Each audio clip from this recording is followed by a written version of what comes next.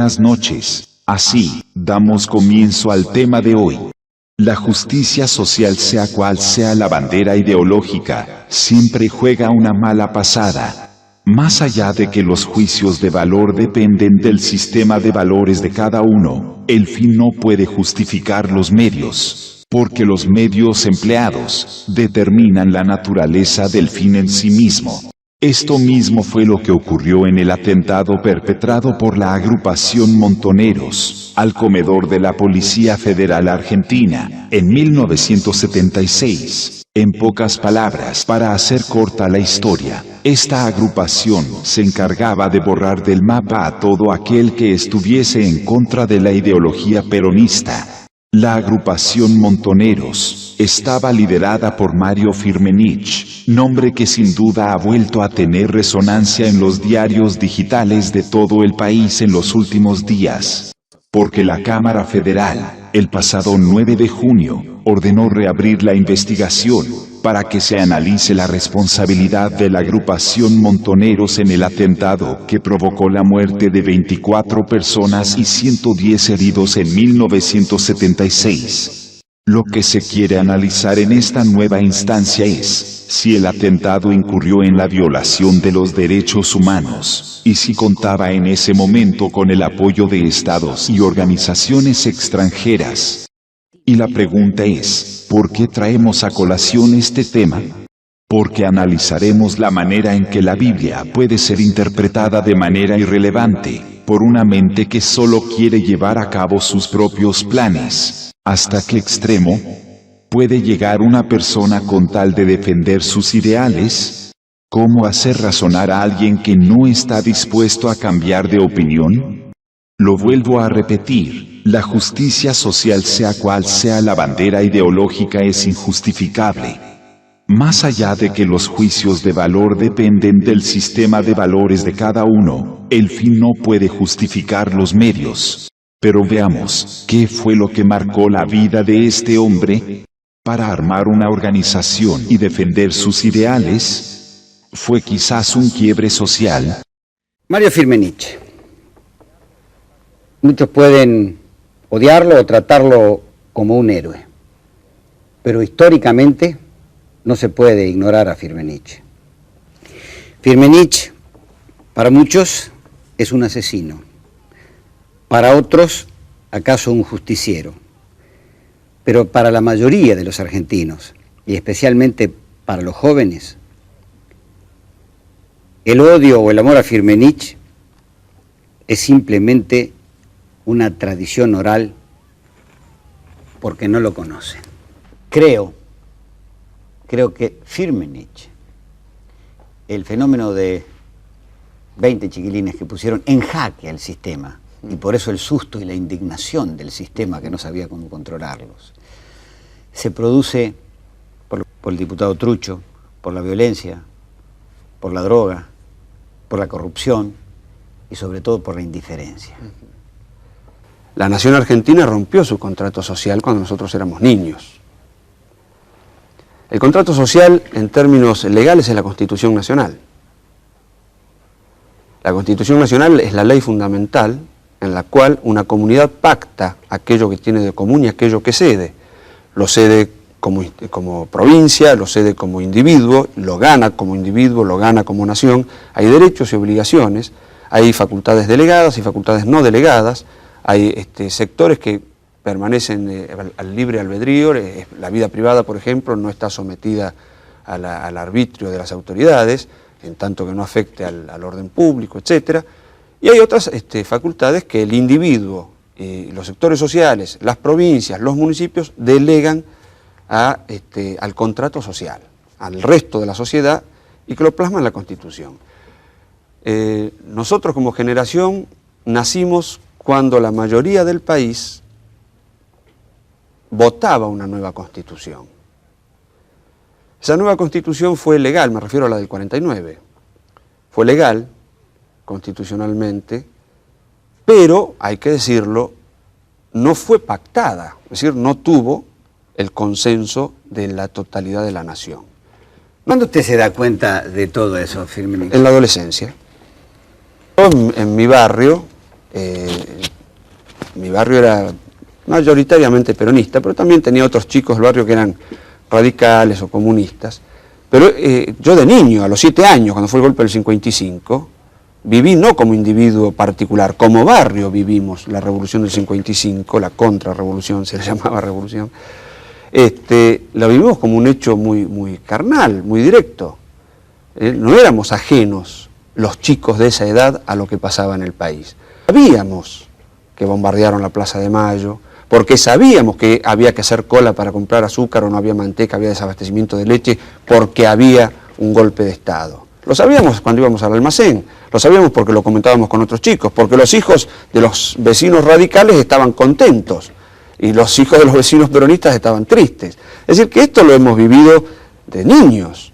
Entonces, al advertir Mario Eduardo Firmenich que estaba roto el pacto social, el pacto político entre los argentinos, decide, tal vez como Marcuse, ¿no? Vamos a hacer del país una gran ceniza para reconstruirlo de nuevo. No, también afuera de ser sincero diré que nuestra idea política a los 18 años, 19 años era un poco menos elaborada que lo que puedo expresar ahora. Nosotros reaccionamos básicamente a partir del golpe de Onganía. Yo tenía 18 años cuando se produce el golpe de Onganía. Estaba terminando el 6º año del Nacional Buenos Aires. Y Onganía introduce un factor nuevo, peor que el anterior, que fue usurpar el poder constituyente.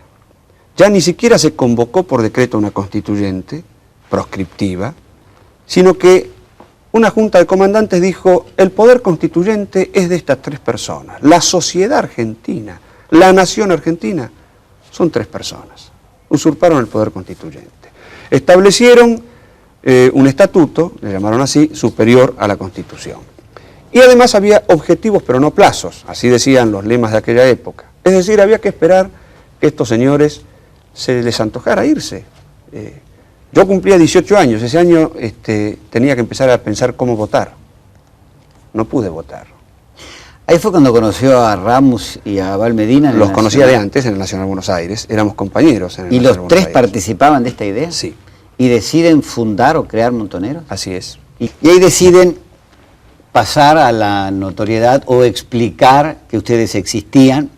Yo comprendo, eran chiquilines que conmovían a la sociedad. Hay un hecho que en definitiva es lo que conmueve de nuestra presencia, y es que efectivamente puedan existir un conjunto de jóvenes idealistas decididos a convertir en realidad sus sueños patrióticos, digámoslo así. Efectivamente elegimos un hecho que políticamente significara lo que era nuestro reclamo.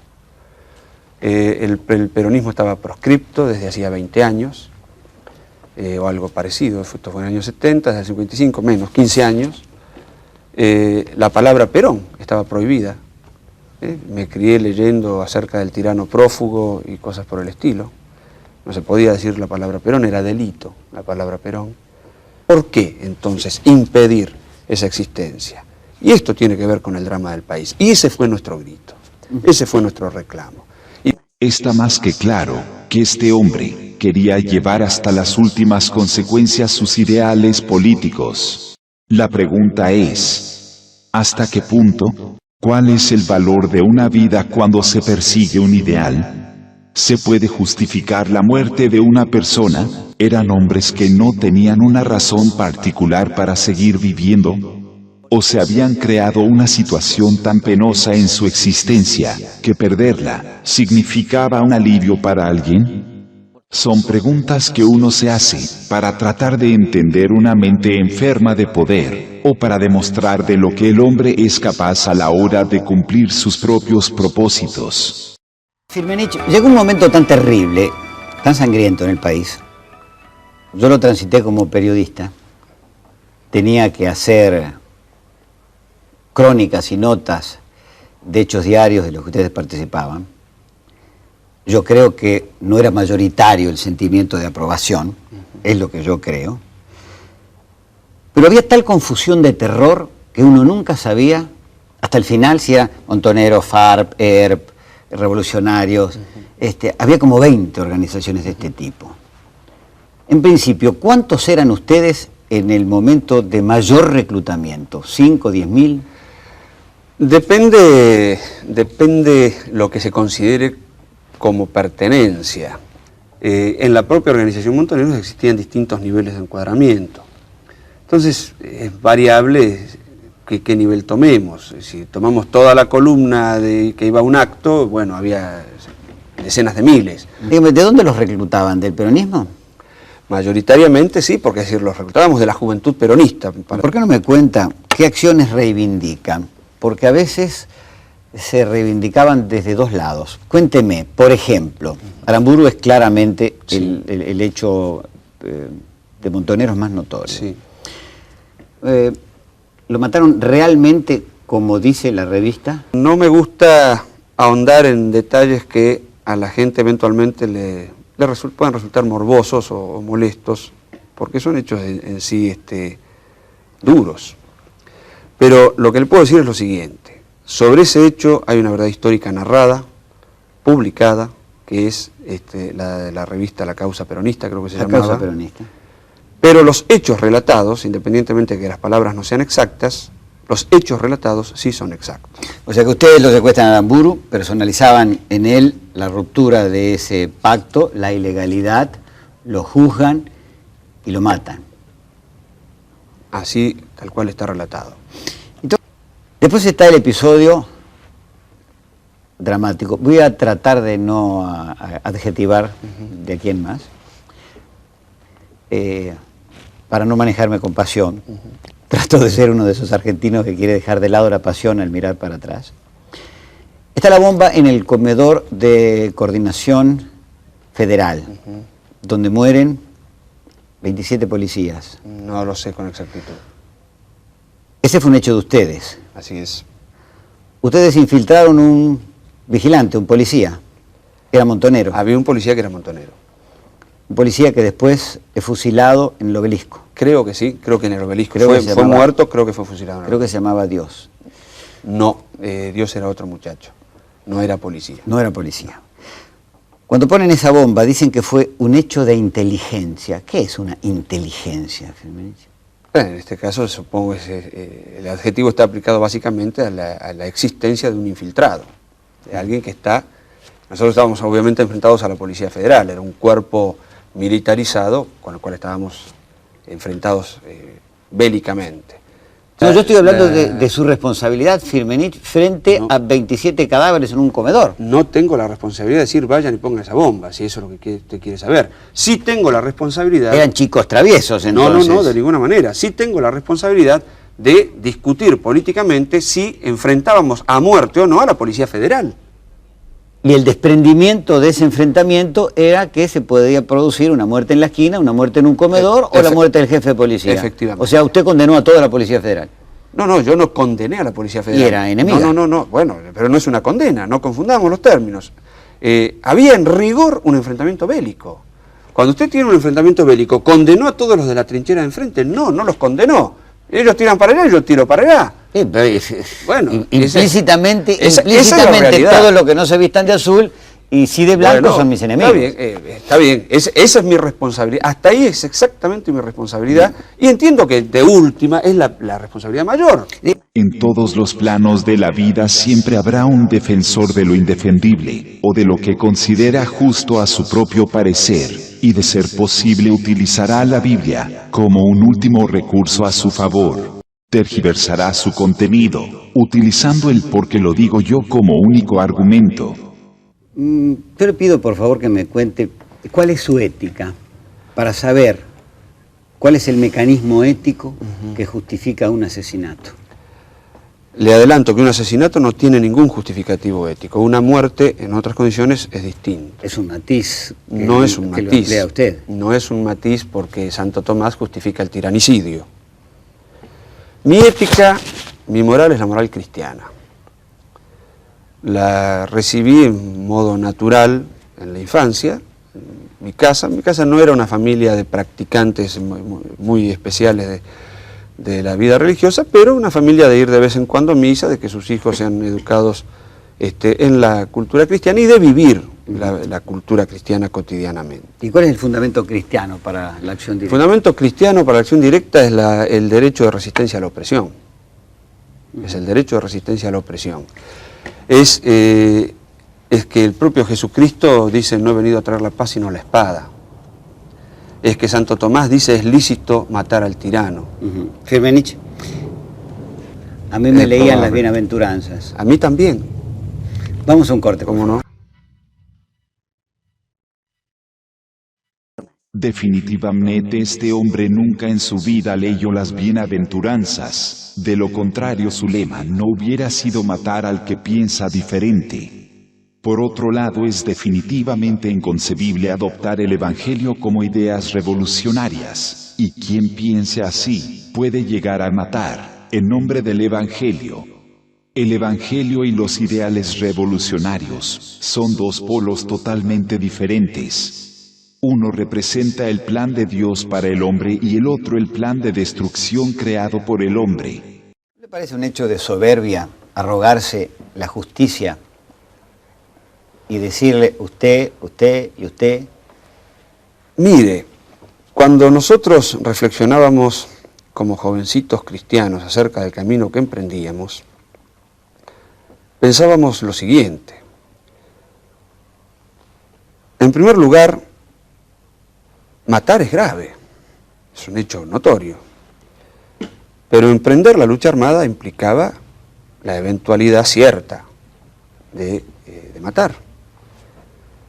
Nadie tiene ningún derecho a hacer semejante cosa si, como mínimo, primero no arriesga su propia vida. Esta era nuestra reflexión en aquella época. Y nos dábamos cuenta que el mayor riesgo que corríamos no era el de que nos mataran. El mayor riesgo que asumíamos conscientemente ante Dios, ante la historia, ante el pueblo, era el riesgo del error. Y que había una diferencia muy grande entre jugarse el pellejo y jugarse la vida. Uno el pellejo se lo podía jugar en una acción, dura 10 minutos, 15 minutos, media hora, una hora, zafó, como dicen los chicos hoy en día, y se acabó el problema. En cambio, jugarse la vida era 60 segundos por minuto, 60 minutos por hora, 24 horas por día y todos los días de la vida.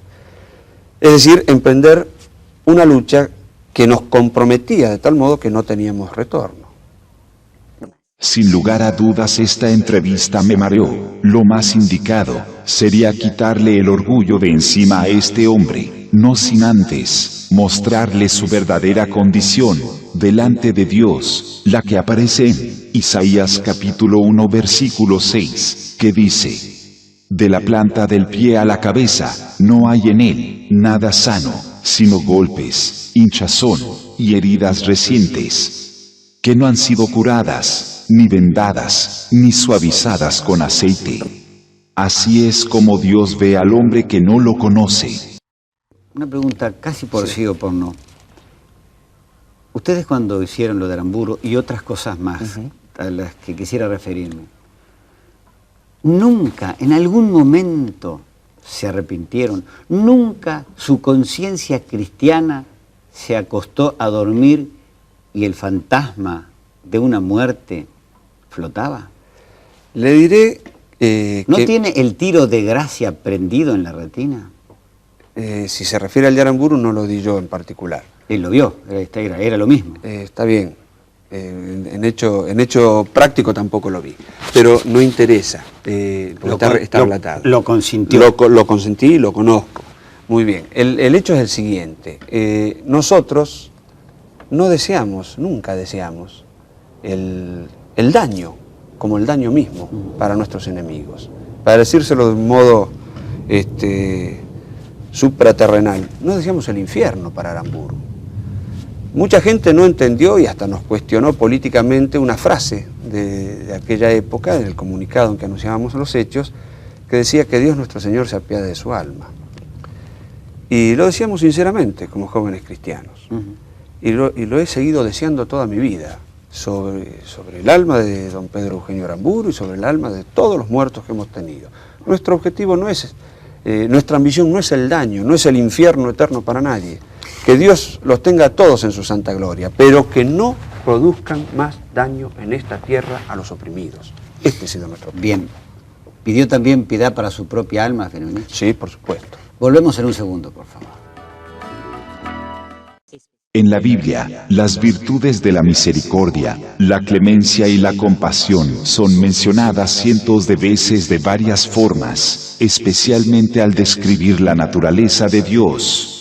Dios nos ha mostrado misericordia una y otra vez, en lugar de darnos lo que merecemos, no para quitarnos la responsabilidad de lo que hicimos, sino para darnos la oportunidad de arrepentirnos y ser salvos. Y ahora una buena pregunta sería, ¿qué hemos hecho con esta oportunidad? Nosotros no merecíamos la misericordia de Dios, pero aún así, Dios fue misericordioso con nosotros. Lo más justo sería que nosotros también mostremos misericordia y compasión hacia otras personas. De hecho, se nos ordenó ser misericordiosos, así como Dios es misericordioso. Hemos llegado al final de este análisis de actualidad. Nos vemos la próxima semana. Bendiciones.